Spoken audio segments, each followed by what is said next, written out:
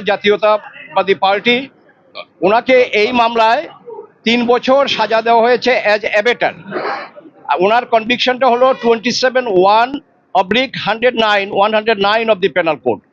তো উনি যদিও সরকারের নির্বাহী আদেশে 1 বছরের জন্য রিলিজ আছেন এবং থ্রো লয়ার উনি আপিল করতে পারেন, কিন্তু উনি আইনের প্রতি শ্রদ্ধাশীল, যার জন্য ম্যাডাম খালেদা জিয়া লন্ডনে যাওয়ার পরে ওনার সাথে উনি চলে আসছেন only for the cause as if she can file the appeal in time.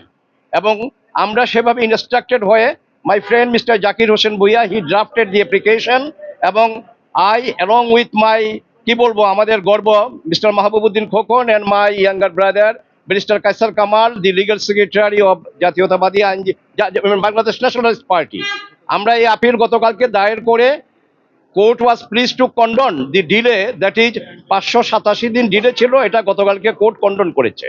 Condone করার পরে এই আপিলটা সেকশনে গিয়েছে এবং সেখানে নাম্বার পড়েছে।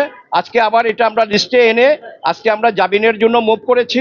তো কোর্ট দয়াপরবশ হয়ে আপিল শুনানির জন্য গ্রহণ করেছেন, নিম্ন আদালতের নথি তলব দিয়েছেন, পক্ষদলকে নোটিশ দিয়েছেন এবং ওনার উপর আরোপিত দণ্ডাদেশে যে ফাইন ছিল সেই ফাইনটা স্টে করেছেন, এবং এই আপিল নিষ্পত্তি না হওয়া পর্যন্ত ওনাকে নিজের জিম্মায় অথবা আইনজীবীদের জিম্মায় ওনাকে জামিন দিয়েছেন। আমরা কোর্টের কাছে কৃতজ্ঞ, এবং আমি এই জামিনের ব্যাপারটা মুভ করতে গিয়ে বা আপিলটা দায়ের করতে গিয়ে আমি যেটা দেখেছি সেটা হলো যে এটা দুর্বিসন্ধমূলক একটা মামলা।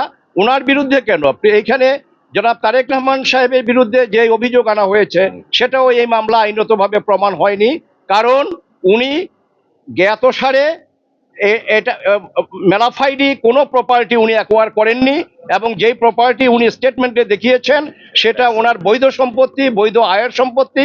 কাজে শুধুমাত্র রাজনৈতিকভাবে হেয় প্রতিপন্ন করার জন্য এবং ওনাকে দণ্ডাদেশ দিয়ে রাজনীতি থেকে বিরত রাখার জন্য এই এই এই এই মামলার উদ্ভব এবং এই মামলা সাজা দেওয়া হয়েছে।